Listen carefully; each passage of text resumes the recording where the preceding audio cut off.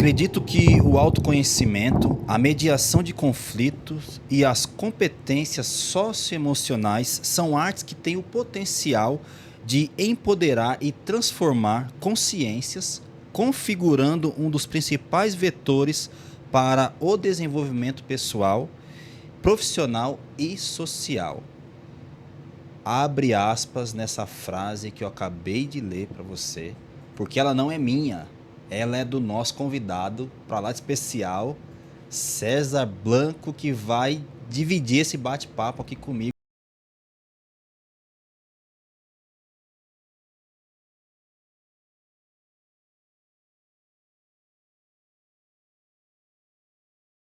César, Tudo bem, Rafael? Prazer estar aqui com você hoje, falar um pouquinho sobre um outro olhar do direito, né? muito legal, ó. A honra é toda minha, César. Seja muito bem-vindo ao 20º episódio do podcast. Pode acessar. Uau, chegamos aí no 20º episódio. Que legal, e tenho a honra de receber você, César. A honra é minha, Rafael. Você tá à vontade, tá? Olha, tá tudo bem. O pessoal serviu o café Sim, direitinho. sim, Tá? água aqui. Senão já chama atenção aqui, viu? Não, tá tudo certo. Tá, o Larry tá do meu lado, né? Então somos nós três contra eles. Deixa eu falar um pouquinho quem é o César. César Blanco, advogado, palestrante e mediador de conflitos. Especialista em comunicação não violenta, CNV, transformação de conflitos e liderança humanizada, com mais de 14 anos de atuação em organização da iniciativa pública e privada. Que legal, César, que legal, hein?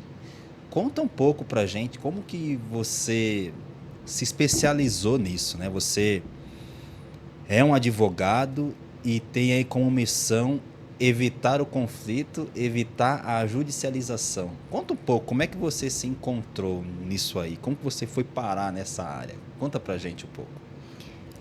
O caminho do direito, para mim, sempre foi um caminho muito especial. No entanto, quando eu trabalhava muito no litigioso, eu percebia que a justiça ela podia ser perseguida de outras formas. Então a gente vê casos, por exemplo, de separação, que as crianças sofrem, Sim. casos judiciais que mesmo uma parte que ganha pode ser que não fique satisfeita. Então existe um outro senso de justiça. E nesse processo de entender melhor isso, eu encontrei a mediação de conflitos. Na mediação de conflitos, a gente conseguiu reverter casos nos fóruns que várias pessoas davam como uma ação perdida, né? E por que isso? Porque as partes conseguiram retomar sua autonomia. Então, mais do que resolver um processo, é possível você prevenir conflitos. Isso é uma questão importante. E quando você tem uma cultura de prevenção de conflitos, existe uma possibilidade ganha-ganha. Sim. E que é o oposto, muitas vezes, do que a gente vê na nossa advocacia. Sim, verdade. Certo. Quer dizer, porque quando a gente olha, né, advogado, qual que é a primeira coisa que vem na cabeça? Ó, eu tô com um problema aqui, quero entrar com uma ação, Sim. você me ajuda? Né? Nós somos procurados Sim. para isso. Então, o tempo todo é para, olha, eu quero entrar com uma ação. As pessoas nos enxergam como, né, eu vou acessar o judiciário, eu preciso do advogado que eu quero acessar o judiciário. E aí você traz uma outra visão, né? Você traz aí um outro ponto, um outro olhar do direito, que eu acho que isso muda tudo, né? Até porque se a gente for para pensar, César, o Código de Processo Civil mesmo, ele está o tempo todo ali orientando, né? A resolução de conflitos extrajudicial, né? Em qualquer tempo, se puder resolver antes de chegar aqui, melhor. Até durante um processo, né? Então eu imagino que a quantidade de processos judiciais até diminui com essa iniciativa como a sua, não é mesmo? Por falar em quantidade de processos judiciais, né? A gente tem mais de 100 milhões de processos, de acordo com o CNJ. É como se a cada 2 brasileiros um tivesse algum processo na justiça. Nossa. E isso mostra o quê? Uma cultura bélica, né? Sim. Uma cultura bélica, e os indicativos é que isso não vai melhorar, isso pode ser que piore. Existe um descontentamento em relação ao judiciário, e tudo isso tem vários motivos, né? Então, quando você tem uma cultura em que eu não resolvo meus próprios conflitos e que eu terceirizo e que o outro vai resolver. Aquilo que a gente escuta normalmente, né? Sim. Não, porque aquela expressão, vou colocar tal pessoa no pau, porque ela vai ver, né? O juiz vai mostrar, etc. E aí as partes, elas perdem o mais importante, que é a questão da autonomia. Então, isso tudo pode ser revertido, desde que também a mentalidade dos advogados mude. Então, você falou uma coisa que é bem importante, Rafael. O Código de Processo Civil começou a modificar nessa mentalidade, o novo CPC, desde a resolução em 2014 do CNJ, para que houvesse um espírito de conciliação, né? Onde a conciliação fosse buscada, a mediação. E isso é um grande ganho para o judiciário, porque os Estados Unidos, por exemplo, têm um sistema de multiportas. Há muito tempo faz isso. São poucos os processos que são enveredados para a questão judicial em si. Então, tem outras várias formas de olhar para o conflito que o Brasil começou a adotar. Porém, não adianta você fazer uma lei, né, um decreto, se a mentalidade também não é alterada. Verdade. Então, eu já vi vários casos de colegas mesmo, né, que às vezes interromperam uma mediação, que não deixavam a parte falar, porque diziam que tinham procuração e que poderia falar pela parte. Então, tudo isso prejudica. Então, é essas questões que é preciso compreender que o advogado, o verdadeiro advogado, é aquele que auxilia o seu cliente, né, na resolução dos seus conflitos. Perfeito. E muitas vezes sem precisar do judiciário. Perfeito. Que é muito mais efetivo, célere e acaba sendo a melhor forma de auxiliar os nossos clientes, né? César, eu acho realmente muito importante e interessante esse trabalho que você faz, porque a gente está falando de um ecossistema. Sim. Né? A gente está dizendo aqui de... Você falando, eu já começo a me lembrar da minha faculdade de Direito. Porque a faculdade de Direito, ela prepara um advogado, você vai analisar processo, você vai entender como entra com recurso, como fazer uma petição inicial, como... Quer dizer, há realmente aí uma mudança de mentalidade, eu acho que também começando por faculdade de Direito, né, cara? Pelo curso do Direito, eu acho. Né? De preparar mais advogados para isso. Eu tinha um professor na faculdade que ele falava isso. Ele falava, cara, o advogado que ele quer o litígio, que ele quer acessar o tempo todo o judiciário, esse cara vai acabar ficando para trás. Né? Porque... o ideal é que você seja mais um advogado que vá realmente resolver os problemas para o bem da sociedade, né? Como você disse, quando você tem um divórcio lá no judicial, né, que é onde você tem menor envolvido, ele precisa sim ser judicializado.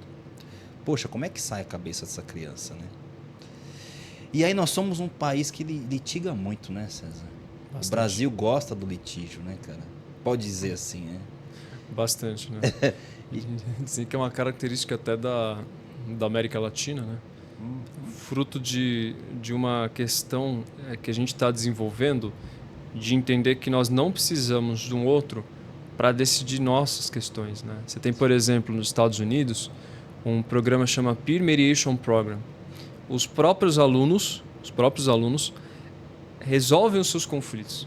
Então, olha que interessante. Eles têm um mediador, que é um aluno, né, que vai auxiliar em casos de bullying, por exemplo. Imagina a importância de você resolver casos de bullying pelos próprios alunos, entendendo que aquele que agiu de forma a lesar o outro, isso é algo que não trouxe um benefício. E ele entende e tem consciência por causa disso. Porque a grande maioria da agressividade, da violência, é o silêncio. É a indiferença. O Jung tem uma frase muito interessante, não, o psiquiatra suíço, ele diz, qual é o contrário do amor? Muitos podem falar, é o ódio. E na verdade não, ele fala, é o poder e a indiferença. Porque quando você está numa relação de poder, você não tem um processo de equidade. Você tem, na verdade, o contrário. E a indiferença que não permite o acesso à voz. Então, quando a gente começa a entender que a mediação de conflitos, não só em questão de advogado judiciário, mas em tenra idade pode transformar, e daí quando você leu no início, ser um vetor de transformação social, é justamente porque com isso nós temos habilidades socioemocionais que vão favorecer relações, e isso é transformar e regenerar a sociedade. Que legal, hein? Que interessante. E você acha que quando a gente fala de regeneração da sociedade, nós estamos falando de inteligência emocional? Essa é um bom questionamento, né? Porque é interessante, a regeneração social, ela é possível se eu não me regenero? Não, acredito que... Esse é um ponto bem importante. Então, como pode haver uma transformação social se os indivíduos não se transformam? Perfeito. O próprio Jung diz, se eu não trabalho a minha sombra, o que acontece com ela? Eu projeto no outro. Agora, se todos fazem isso como isso ocorre, nós temos o contrário do que está no preâmbulo da Constituição, que é a harmonia social. A gente tem a desarmonia social. Então, quando você fala a inteligência emocional, ela é fundamental? Sim, sem dúvidas, né? Quantos processos ocorreram porque houve uma reatividade das partes? E o que ações reativas geram em um processo, em uma conversa, numa reunião, na família? Sim. Agora, quando nós estamos mais conscientes, a tendência de ter uma agressividade e violência é muito menor. O Gandhi falava sobre isso. Um homem que não tem paz consigo mesmo é um homem que está em guerra com o mundo inteiro. Pensa aquele dia que você chega em casa, às vezes mais irritado, né? Aconteceu alguma coisa. Corinthians perdeu. Corinthians. Ponte Preta, né? Você simplesmente está muito mais reativo. Eu brinco que é o modo porco espinho, né? Se a pessoa falar alguma coisa, já tem algum tipo de reação. Agora, olha o contrário. Quando você está tranquilo, né? Quando você está bem, quando você está assim, consciente que você está fazendo aquilo que você tem que fazer, está em paz. Sim. E alguém fala algo para você mais atravessado, aquilo não te atinge. Verdade. Ou seja... que você está bem consigo. Exato. Olha como os processos, né, os conflitos, eles têm correlação com esse olhar individual. A gente não pode querer modificar uma sociedade se nós não estamos modificando a nós mesmos. Sim. E aí vem a questão da inteligência emocional. Né? O César, Sócrates, aí a gente pode falar que é o pai da ética, né?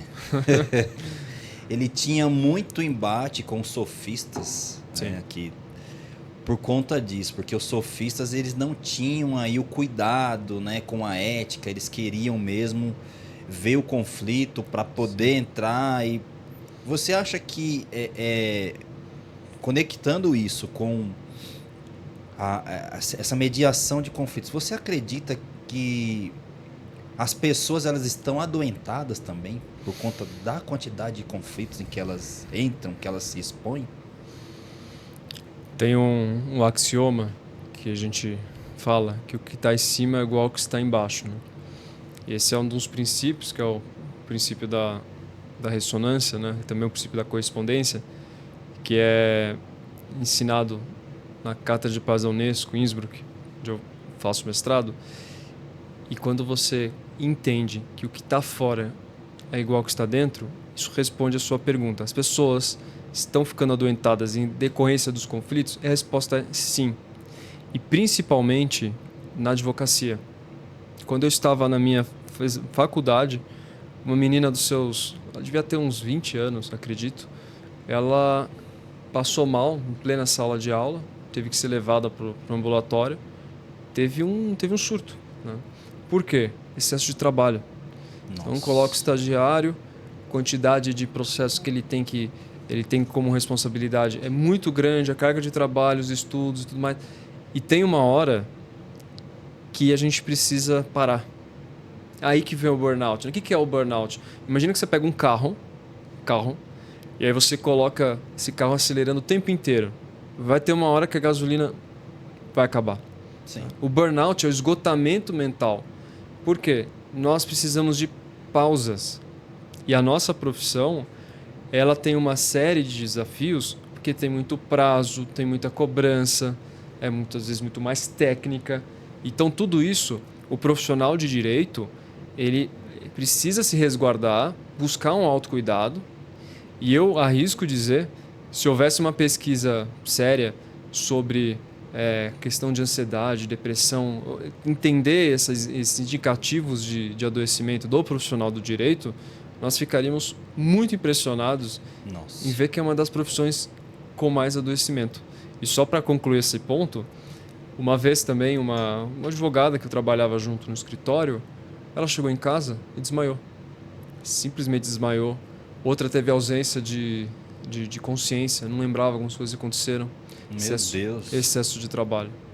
Portanto, está em cima igual que está embaixo, né? A gente precisa trabalhar esses aspectos. Ô César, eu vejo que assim, o estudante de direito, né, que é o futuro advogado, ele já começa sofrendo, né, desde o primeiro semestre, cara, que ele pisa na faculdade por conta da pressão da prova da OAB. Sim. Então ele já é pressionado a partir daquele momento, tem aquela incerteza, mas será que eu vou passar na prova?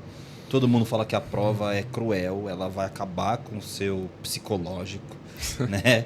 Então, e aí quando esse cara ele entra num estágio, a pressão para cima dele dobra, porque ele vê que enquanto ele não tem OAB, ele não é nada, né? Ele fica ali repetindo petição, redigindo petição toda hora, sendo ali...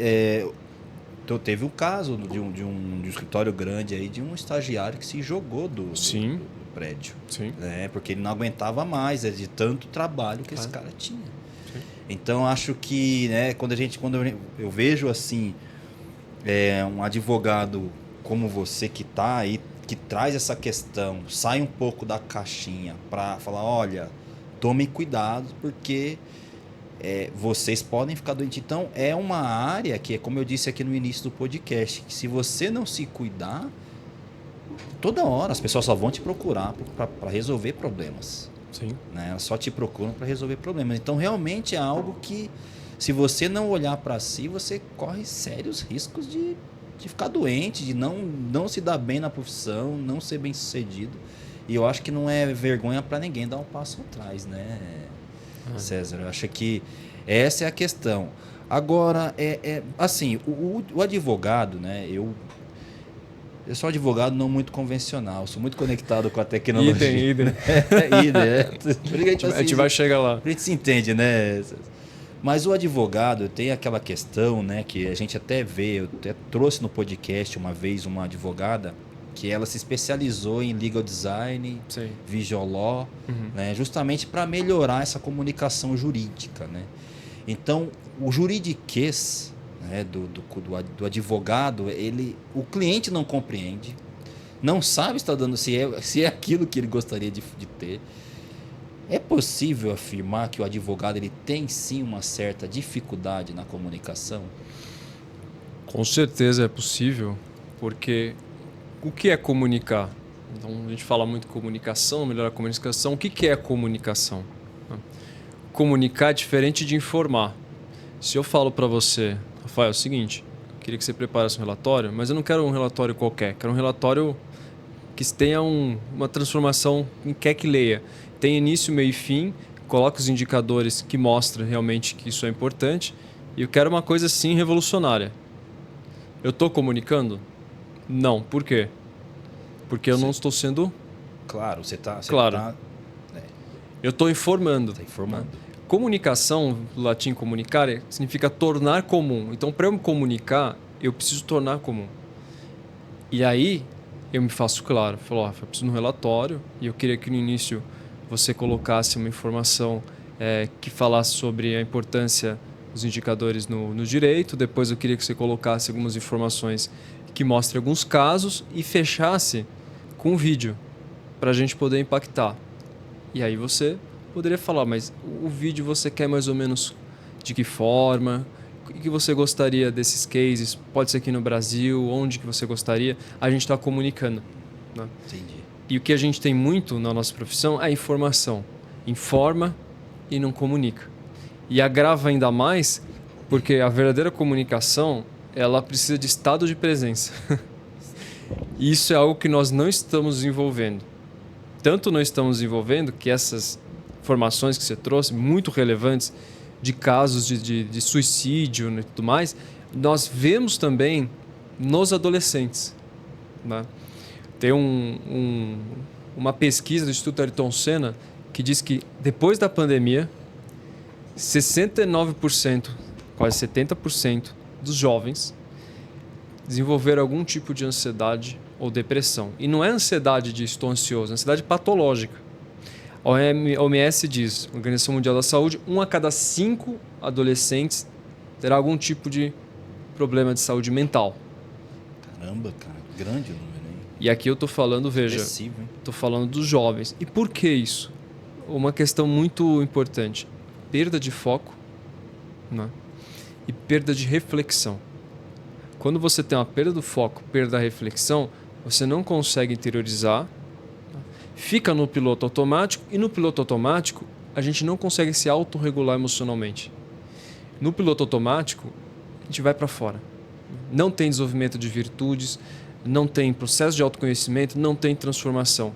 O indivíduo que não transforma-se, que não busca o autoconhecimento, não vai saber sua vocação. E aí fica um limbo de pessoas que não sabem, que têm dificuldade, mas não se acessam, ficam no processo externo, ficam no piloto automático. A pergunta é, para onde esse piloto está levando? Se a gente se fizesse essa pergunta, para onde esse piloto está me levando, tudo seria diferente. Com certeza. É não perder essa comunicação, esse elo consigo, né, Sim. César? Então, eu acho que tem um sociólogo, né, o Emile Durkheim, que ele fala que o suicídio é um problema da sociedade. Que a sociedade, ela te impõe tanta coisa, às vezes, dita regras, que se você não se vê dentro daquelas regras, se você acha que não se encaixa, parece que você não tem outra coisa a fazer a não ser, infelizmente, tentar contra a própria vida. Então é muito sério essa coisa. Né? Esse é um assunto que a gente às vezes quer evitar, mas a gente pode até colocar numa escala um pouquinho menor, Rafael, não só o suicídio, mas o vazio, né? A falta de esperança. São questões. Quando a gente fala, por exemplo, a pessoa está desanimada, é forte isso, porque desanimada significa que ela está sem alma. Imagina, é como se ela tivesse sem alma. E isso que o Durkheim fala, né, e outros pontos, deve-se considerar a questão do estresse. Né? Porque o cortisol, ele é importante? Porque ele é um processo que vai nos auxiliar na nossa sobrevivência, no nosso reconhecimento, isso tudo, não tenha dúvida, é um processo natural. Sim. Mas o excesso do cortisol é o problema. Quando nós estamos em situações que não eram para ser situações de risco, né, de fuga, continua isso e o que acontece inibe a regulação emocional. E não só, a nossa memória também. Então, você vê um número precoce de pessoas que estão com a memória prejudicada justamente pela quantidade de estresse, por não conseguir parar, por não conseguir interiorizar, e isso faz com que a psique adoeça. Por isso que muito se fala, né, da grande epidemia que nós tivemos, que de fato é algo que merece toda a nossa atenção. Mas mais do que isso, a grande epidemia que nós vivemos, que devemos lembrar, é a epidemia de saúde mental. E se a gente não modificar a rota, nós iremos para um caminho que não vai ser lá tão agradável. Inclusive, Rafael, você que está nessa área, sabe que os Estados Unidos já começou a mover ações, né, para justamente pedir para essas grandes mídias sociais que façam algo em relação à saúde mental das suas crianças, dos seus jovens, porque o caminho pelo qual isso está enveredando não está surtindo efeitos frutíferos, né? Então, essa parte digital a gente precisa mudar. Realmente, César, é um ponto que eu ia tocar também. Parece que a dopamina, ela, assim, eu não sobrevivo mais, eu preciso de dopamina o tempo todo. Eu acho que a pandemia, ela mostrou muito isso, né? Claro que a gente agradece a tecnologia por existir no momento que a gente passou de... Pelo menos a nossa geração nunca viu algo igual, né? Uma pandemia. Mas quando você tem ali... Isso durante a pandemia, por favor, me corrija se estiver errado, mas eu acho que foi quando começou a surgir aí vídeos curtos, cara. Vídeos curtos, menos de 1 minuto. Eu quero vídeos em menos de 1 minuto. Eu quero ver tudo aqui rolando, rolando, e eu não paro com isso. Então tem o livro, né? O livro do Michel Desmours, que é A Fábrica de Cretinos Digitais. Né? E ele prova por A mais B que o QI das crianças, pela primeira vez, ele está abaixo do QI dos pais. E o responsável por isso são as telas e, com certeza, as mídias sociais. Então, realmente, né, o que vem se fazendo com... Estava ouvindo até num podcast que eu gosto muito, né? E eles estavam falando de uma notícia lá que eu achei horrenda, cara. A mãe da criança, ela disse assim, isso lá nos Estados Unidos: ó, você quer falar palavrão? Então eu vou fazer o seguinte, eu vou colocar você no banheiro e você fala todos os palavrões que você quiser, mas no banheiro. Olha que droga. No banheiro. E adivinha, ela filmou. Nossa. Então ela tranca uma criança e fala: ó, você fica à vontade, filho, mas só aí, tá? E vai filmar. E adivinha o que ela fez? Jogou pra rede social.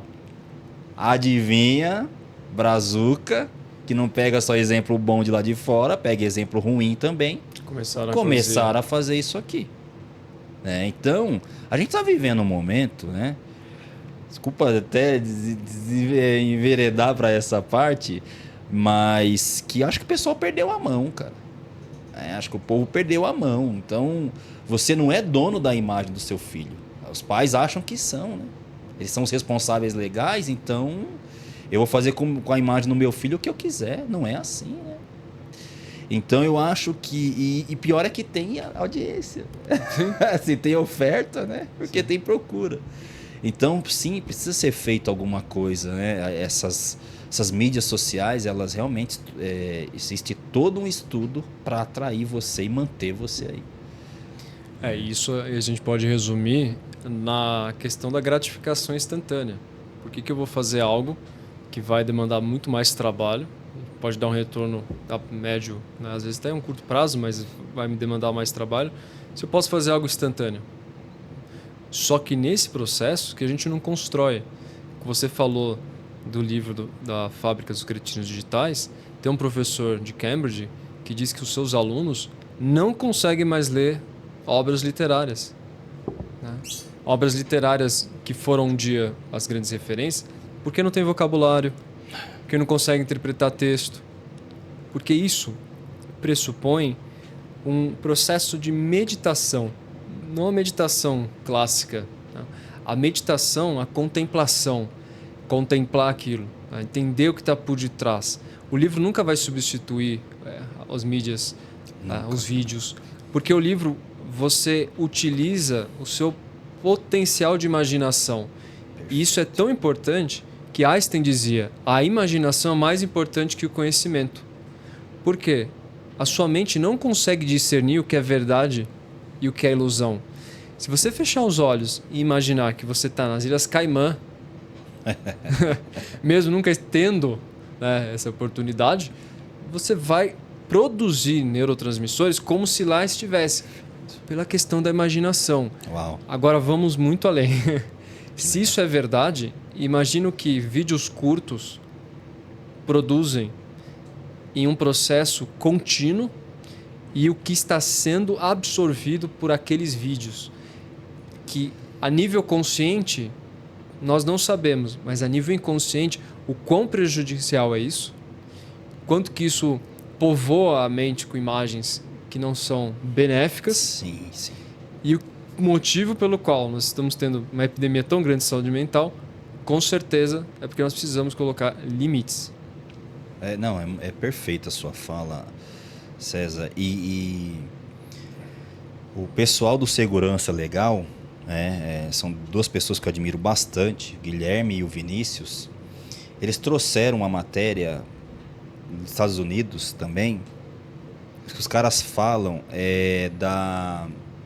A inteligência artificial pode atrofiar o nosso cérebro. E eu estava mais cedo conversando com um professor de direito, até no saguão da rádio. Ele estava nervoso. Ele é professor de direito do trabalho. Ele estava nervoso. Ele falou, Rafael, eu estou indignado. Eu falei, por quê, cara? Porque a faculdade me mandou aqui um documento e eu fiz todo um trabalho e resumi em 11 páginas. Ele já estava nervoso por ter tido que resumir em 11 páginas. Pô, professor de direito, o cara leu a vida toda, lê muito, a gente sabe, né? A gente sabe o quanto que a gente lê. Ele fala, mas os alunos não vão ler, cara. Os alunos não vão ler, eles não estão mais lendo, né? E aí, essa matéria, cara, ela fala o seguinte, depois eu vou compartilhar com você, tá, César? Ela fala assim, ó, bom, a inteligência artificial pode sim atrofiar o nosso cérebro. Os professores alertam. Se você não usa o seu cérebro, ele pode perder as suas habilidades. E como é que você vai usar seu cérebro? Sendo que você dá 2 comandos aqui no chat GPT, ele desenvolve todo um raciocínio para você.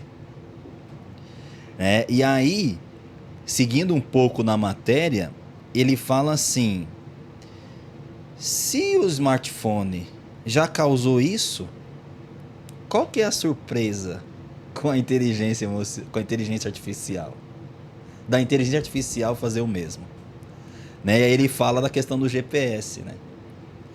Eu mesmo sou perdido assim, nessa questão. Se eu tiver que ir para um lugar, eu preciso de GPS. Não tem para onde correr. Eu vou precisar de GPS. Mas tem alguns lugares que eu poderia ir sem GPS. E eu ainda faço isso, viu? Lugares que eu sei, eu vou sem GPS. E por aí vai. Né? Então, realmente, né? Você falando disso, remeteu a um filme chamado Mãos Talentosas, com Cuba Gooding Jr. Muito bom. Que ele fala para a mãe dele, fala, mãe, agora eu entendi, agora eu comecei a imaginar quando eu li. Né? Eu já imaginei o cara no cavalo e tal, eu vi o cara chegando no cavalo só de ler. Sim. Então aquilo ali mudou a percepção dele. Depois ele se torna um médico fantástico, né? Um cirurgião fantástico. Né? Ben Carson, né? Ben Carson, sim. Excelente. Boa memória, eu não lembrava do cirurgião. Ben Carson. Então realmente é isso, né? A leitura, ela proporciona isso para você, né?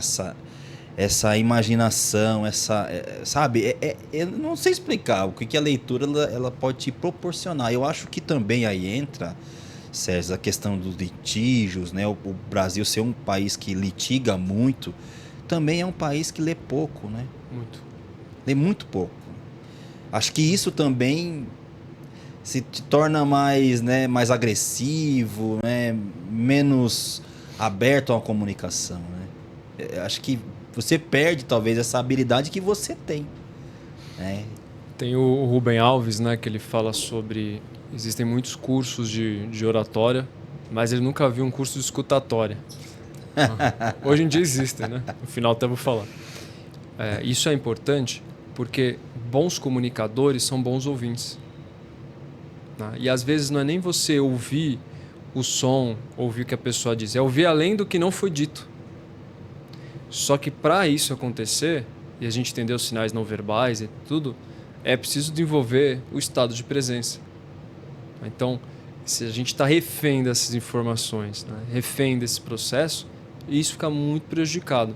Então, sim, a gente pode dizer que o fato de esse ponto, né, que foi colocado, a gente ter essa dificuldade às vezes na comunicação, é porque nós não ouvimos, que nós não estamos conectados. Né? Integração é um ponto fundamental. Tem um psicólogo, Pierre Weil, que tem até livro pela Unesco. A história dele é muito interessante de vida, que ele tem um livro que chama Arte de Viver em Paz. E nesse livro Arte de Viver em Paz, ele diz: a minha relação com o outro, a qualidade dessa relação, depende da minha relação comigo. Nos seguintes sentidos: minha questão individual, corpo, mente e emoções. Então aqui a gente já começa a fazer uma ponderação. Como eu estou cuidando do meu corpo? Quantos sinais o meu corpo está me dando? De tensões, de questões, às vezes, as pessoas que desenvolvem síndrome do pânico, né, ansiedade. Quantos sinais o corpo está dando? Vamos além. Como eu estou olhando para minhas emoções? E aqui até um ponto que eu vou te perguntar. Na escola, você teve alguma disciplina de como olhar para as emoções, educação emocional e tudo mais? Não. Nós não tivemos. No entanto, o professor tem um livro, já que você falou dos livros, né, que é o Erro de Descartes, que nesse livro vai ser colocado que as emoções e a razão elas não são apartadas como se achava anteriormente. Esses processos eles andam juntos. Então, nós somos seres emocionais e é justamente por reprimir as nossas emoções que nós adoecemos.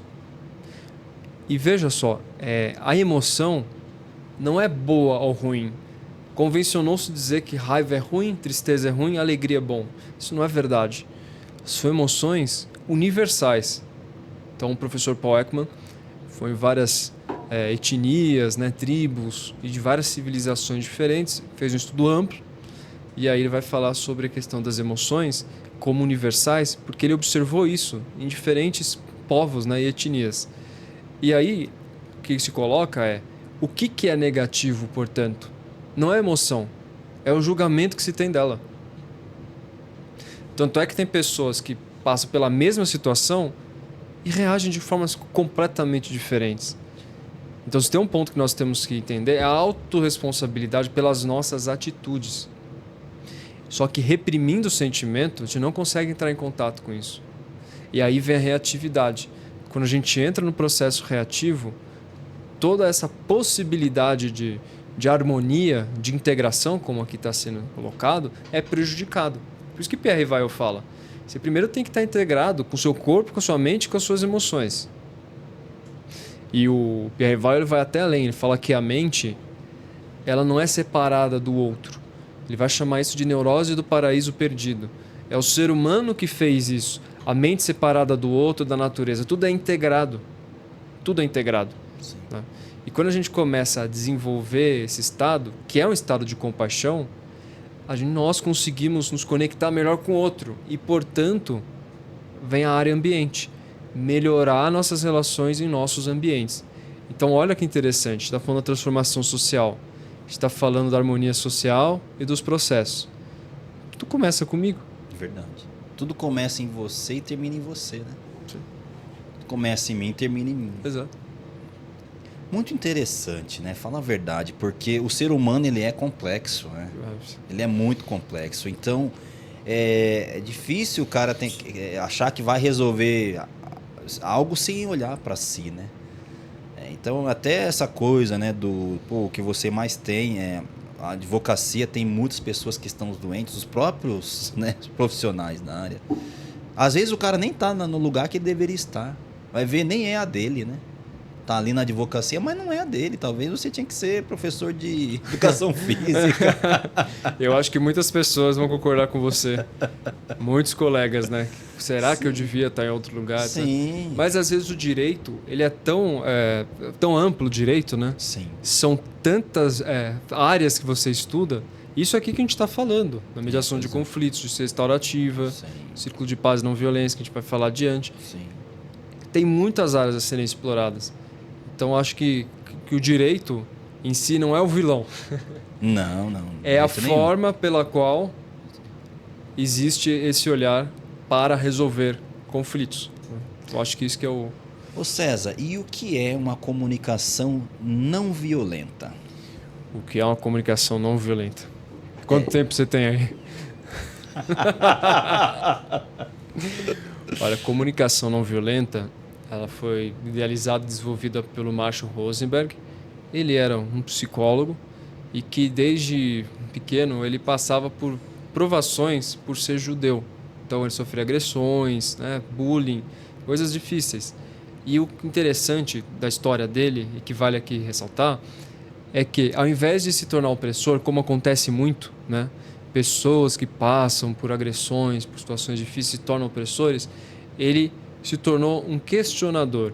Porque tem pessoas que passam por situações difíceis e conservam a compaixão, acreditam na humanidade, né? Quando tem outras que perdem isso. que determina? Essa foi a busca da vida dele.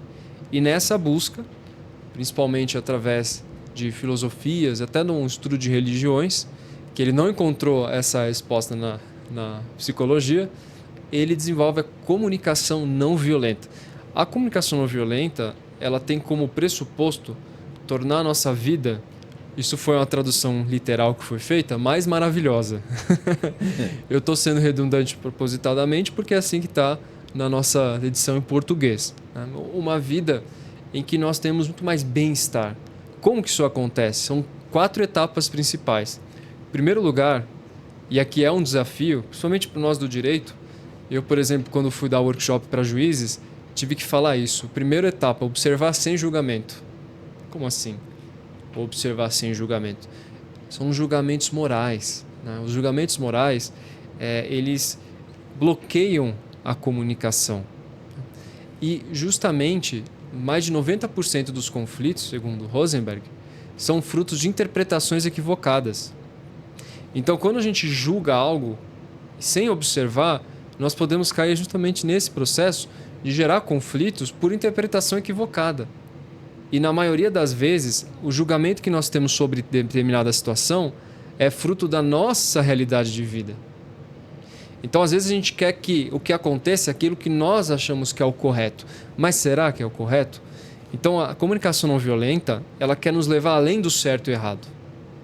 Porque se a gente vive um mundo de certo e errado, é um mundo muito polarizado. É claro que é preciso ter consciência do certo e do errado, é preciso ter ordem. Mas é preciso entender que, em vez de ter 2 portas, pode ter 3, é a tríade, que é essa visão de trina que proporciona o olhar da mediação, por exemplo. O mediador é uma terceira parte, que visa trazer opções. Quando você traz opções e soluções, você sai desse processo. Então, essa é a primeira etapa. Segunda etapa, a gente falou um pouco já sobre isso, é identificar os seus sentimentos, entender o que eles estão querendo te transmitir. Terceira etapa, suas necessidades. E aqui é um ponto bem importante, porque muitas vezes a gente não sabe qual é a nossa necessidade e é aí que a gente expressa de maneira completamente equivocada. Então, um exemplo. Um marido e mulher ali, né, uma situação em que ele fala assim, falar com você é igual falar com uma parede. Nossa, né? Não fala assim do Não Larry. fala assim, né? Que grosseria. O Larry tá aqui ouvindo. Ele tá aqui, tem gente ouvindo. Né? Fala isso pra mim não. Não vou falar, não. Mas o que isso quer dizer? No fundo, a pessoa tá querendo ser ouvida, né? Tá querendo estabelecer uma comunicação, mas não consegue falar. Então ela fala, o Marshall Rosenberg fala, geralmente a violência, a agressão, vem de uma necessidade básica não atendida. E quando a gente aprende a ouvir o que está por detrás dessas agressões, ouvir o que está por detrás dessas palavras, o que a gente consegue entender é um pedido.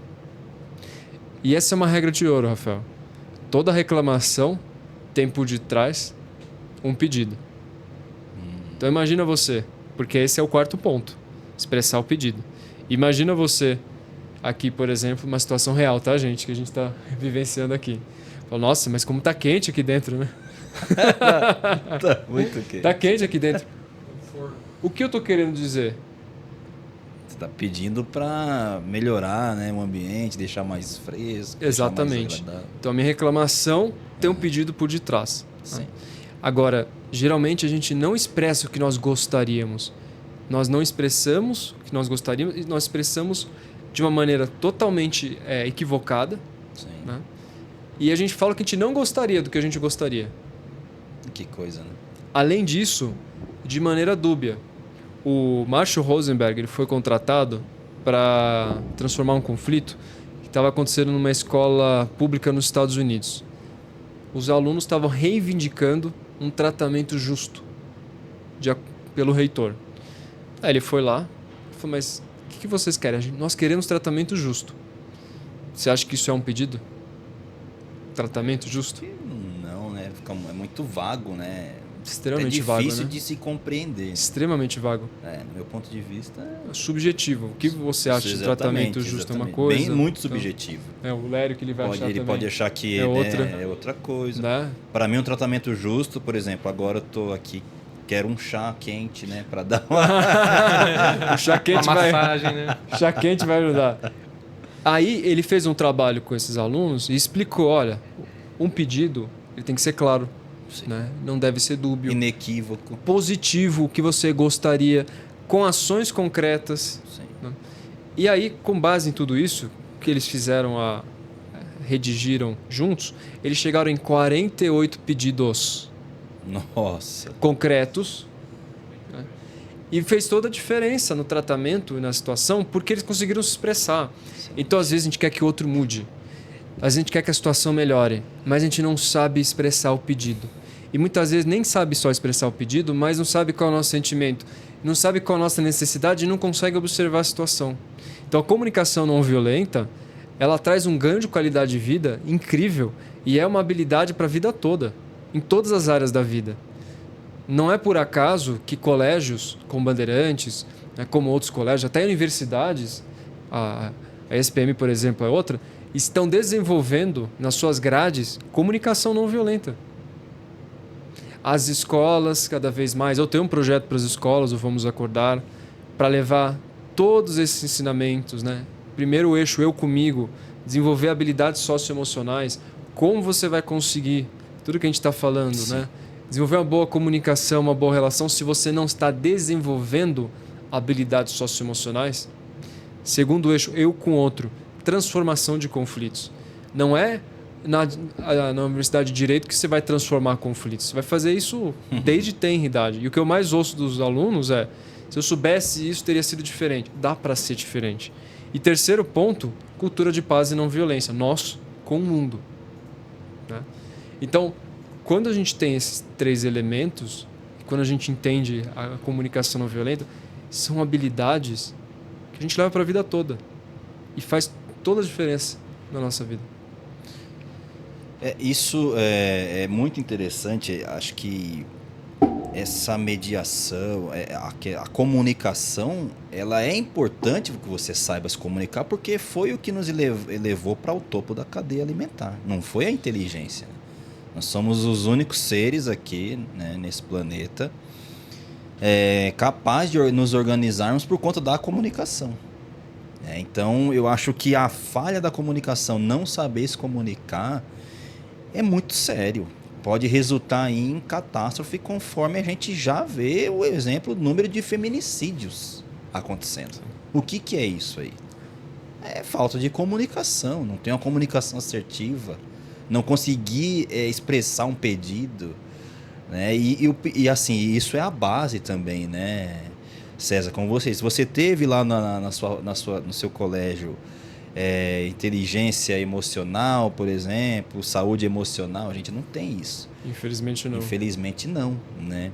E eu vejo que isso que você proporciona é uma oportunidade de resgatarmos isso, porque muitas vezes numa decisão judicial, dificilmente as duas partes vão sair felizes. Mas dificilmente, raramente, muito raro, né? Poxa, porque muitas das vezes também, principalmente em direito de família, o que a gente mais vê, poxa, eu só queria um pedido de desculpas, talvez. Posso falar uma situação sobre isso? Por favor. Esse foi um caso que me marcou bastante, inclusive. É um processo que já se estendia por muitos anos, divórcio, com menores, né? Toda aquela guerra, na verdade, gente, é uma guerra, a gente sabe como funciona isso. E muito desgaste emocional. É um processo extremamente desgastante para todas as partes. Principalmente quando vira, o que eu falei no início, uma disputa de poder. Acaba sendo muito complicado. E foi mandado para mediação. Foi mandado para mediação, assim, sem muitas expectativas. Na época, caiu com o nosso grupo, lá no Fórum de Santana, e começamos a fazer a mediação. Muita animosidade entre os dois. Você percebe pelo olhar, você percebe pela forma de falar, pelas acusações.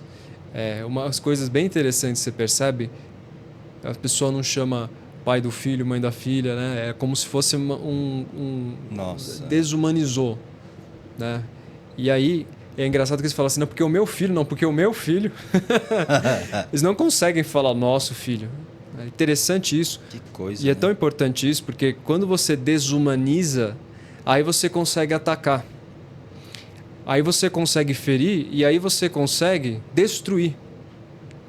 Você só consegue isso quando você desumaniza. Pode ver as grandes guerras que aconteceu, né, em relação ao Holocausto, né, o que acontece em relação ao terrorismo e tantos outros pontos. Você desumaniza o ser humano, ou seja, ele é um objeto, e aí você não vê o rosto dele. Tem um filósofo que é bastante esquecido, mas ele viveu na pele o Holocausto, Emmanuel Levinas, vai falar sobre isso, ver o rosto, né?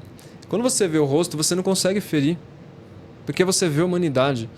Então, o que a gente vê no processo judicial, infelizmente, é um processo de desumanização à medida que exclui o outro da equação e o outro exclui mutuamente. Você tem uma exclusão das duas partes contínua de desvalidar, de rebater argumento. Eu me pergunto, onde está a justiça nisso?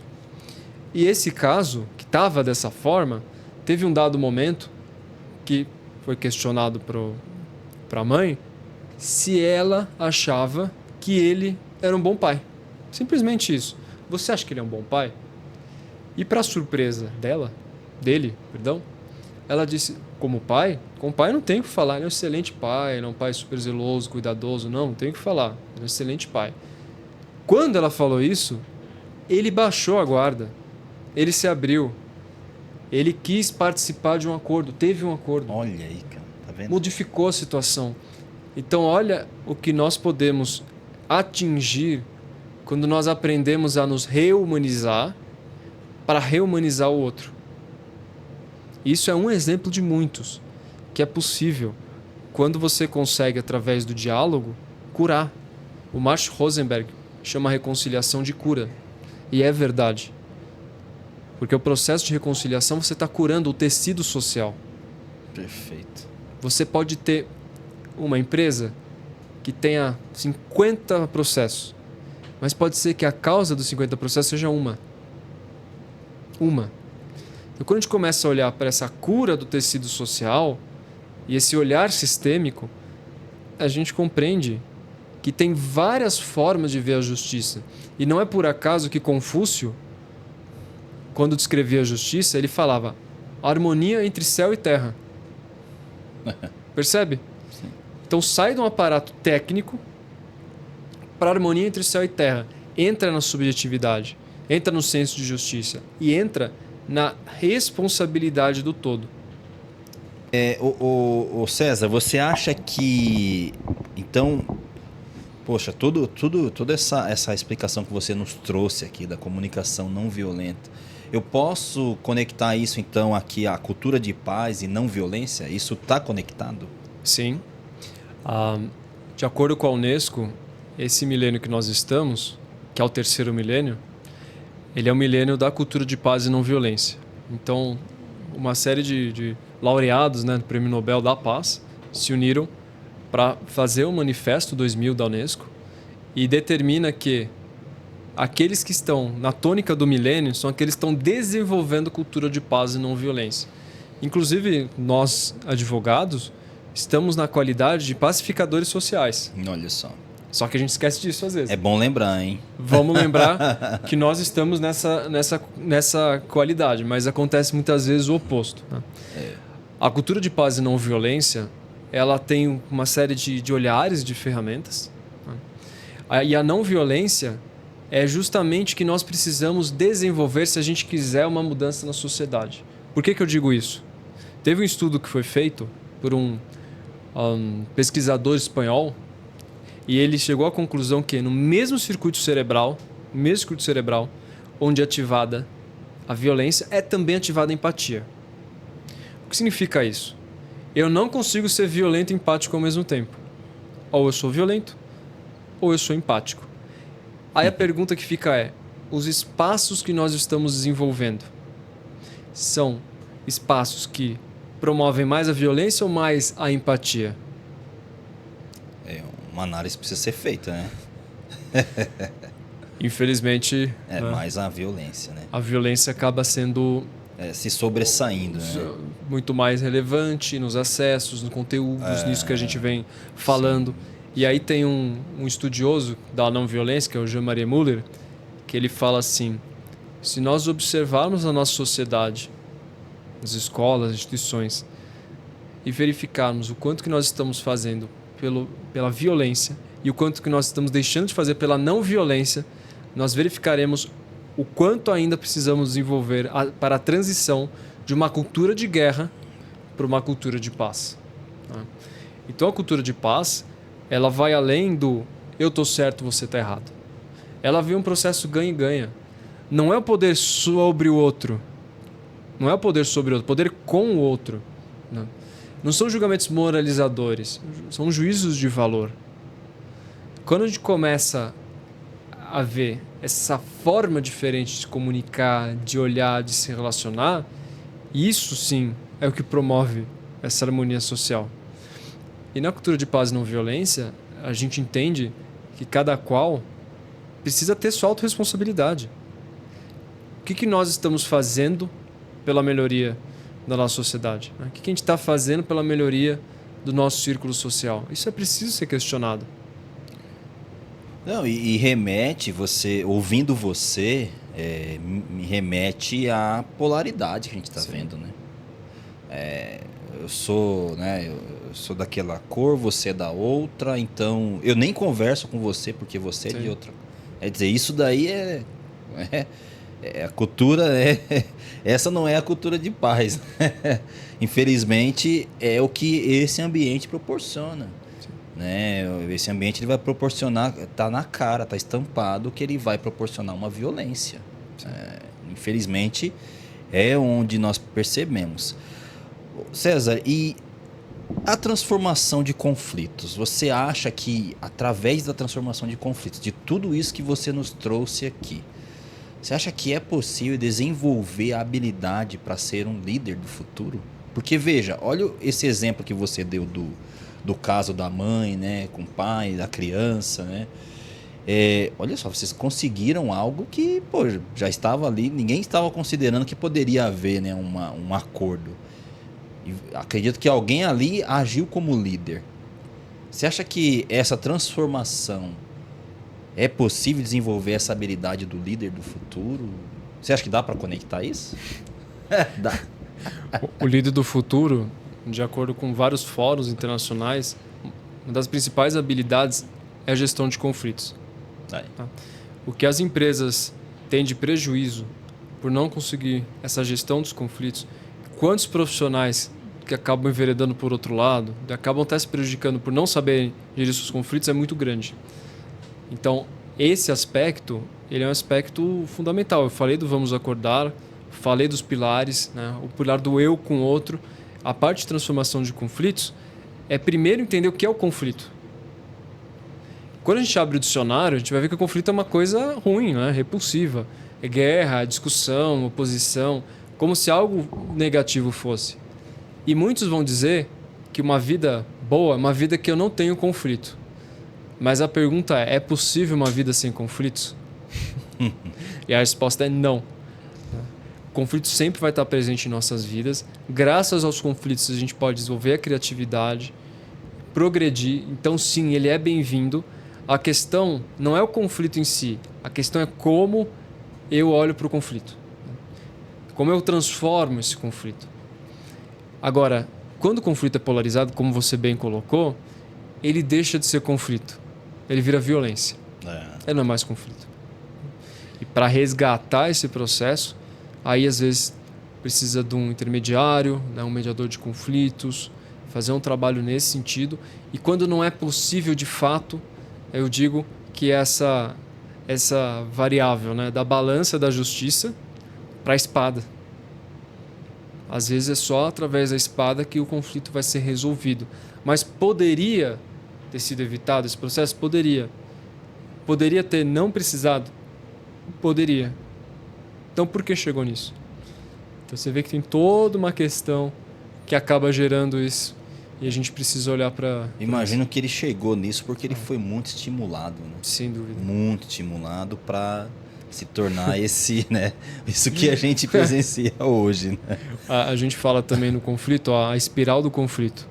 Teve um caso que é até relatado no artigo científico, que eu acho bem prudente, para a gente entender como que o conflito vira uma espiral, né? Uma escola, 2 amigos brincando ali, aí teve um momento que um deu um carrinho, né? Você falou lá aí do Corinthians, né? Deu um carrinho, uma entrada mais dura e fechou o tempo ali, começaram a brigar, aquela coisa toda, e um deles falou, eu vou pegar você na saída. Aí o outro achou que era verdade, então o que ele fez? Antes de qualquer coisa, ele falou pro pai dele, que pegou ele, que ele falou que ia me pegar na saída e me bater. Aí o pai ficou revoltado e foi tirar satisfação com o menino. Colocou ele na parede e falou, olha, se você encostar o dedo no meu filho, você vai ver o que eu vou fazer com você. Aí o menino ficou extremamente acuado e com medo e contou pro pai dele também. Aí pronto. E quando isso aconteceu, o pai dele quis agredir o pai do outro. Foram parar na escola na mesa da diretora. Na mesa da diretora, acionaram o Ministério Público e entraram com o processo judicial e o delegado estava junto. Ou seja, isso que eu estou querendo dizer. Uma situação polarizou, ou seja, a espiral do conflito envolveu 4 instituições. 4. E isso acontece muito em nossas vidas, né? Uma situação acaba alastrando o fogo para outras áreas, para outros momentos. E por isso que a gente precisa aprender a transformar o conflito. Porque, de novo, o conflito ele tem uma função importante. Né? Sim. Quando o conflito vem na superfície é porque ele já estava ali nas profundezas, já estava acontecendo.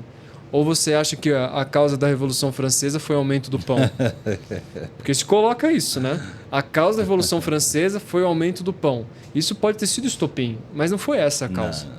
Então, se o conflito vem, vamos olhar para ele. O que ele está querendo nos dizer? Isso eu falo externo, mas muito da questão interna. Então, quando a gente está com conflitos, tem algo a se ver. Enquanto a gente não decide, enquanto a gente não olha para isso, é um processo que só vai nos trazer mais peso e complicações.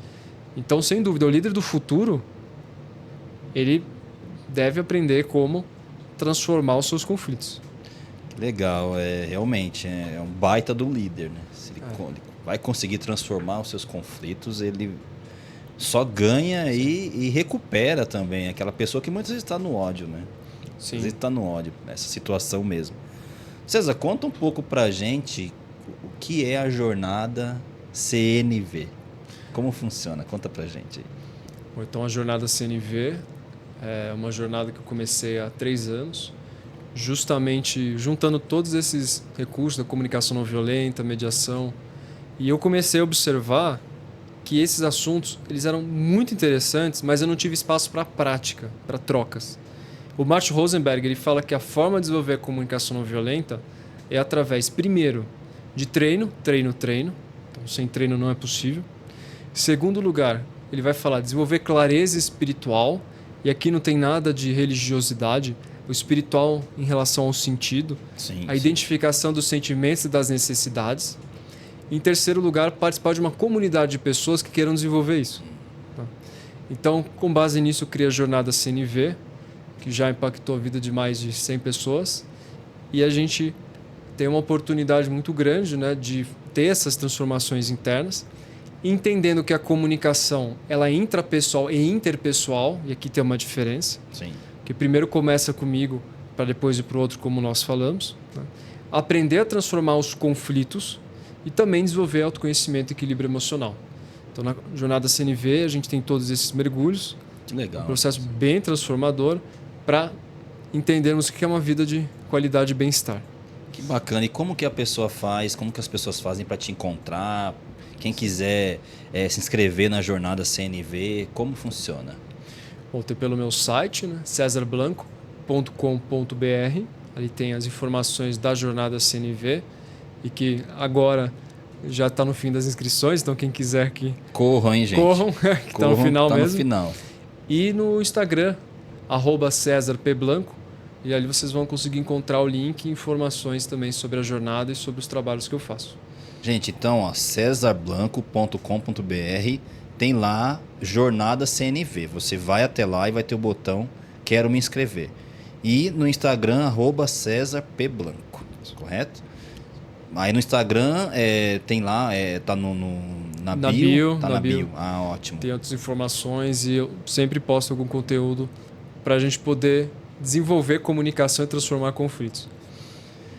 César, olha, muito bom mesmo bater esse papo com você. Agradeço. Adorei aí Poxa, que interessante, não é mesmo, Larry? Muito legal aí o que você trouxe pra gente. Eu, de verdade, eu fico muito feliz de ver um advogado na sua posição, promovendo o que você promove, né? Eu acho que é um serviço de utilidade pública. Eu imagino que já recuperou inúmeras pessoas e através desse projeto, a Jornada CNV, imagino que vai recuperar ainda mais, vai desenvolver melhor consciência nessas pessoas, para a gente ter uma sociedade menos litigue menos, né? Sim. Vamos litigar menos, gente. Vamos começar a entender o próximo, entender por que estamos nisso. E sempre bom aí abrir caminho para que aconteça uma mediação, não é mesmo, César? Então, muito obrigado pela sua presença, viu? Muito obrigado mesmo. Espero que você tenha gostado. Não, com certeza. Eu agradeço, Rafael, todos que estão nos assistindo. Para encerrar, eu só queria lembrar o exemplo que você falou que o advogado geralmente não tem uma fama muito boa, né?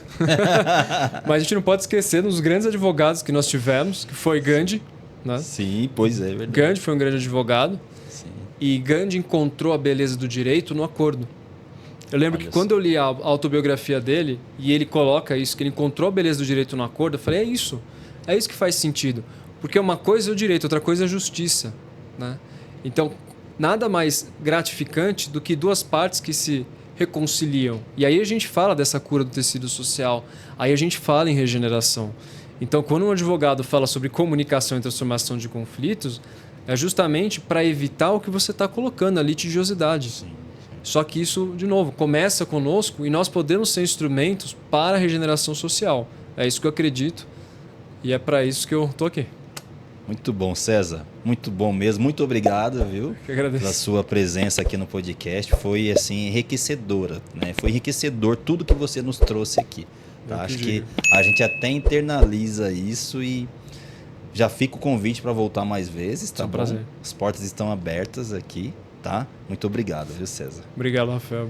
Pessoal, obrigado. Esse aqui foi o 20º episódio do podcast Pode Acessar e eu te vejo na próxima. Eu sou Rafael Costa e até mais. Tchau!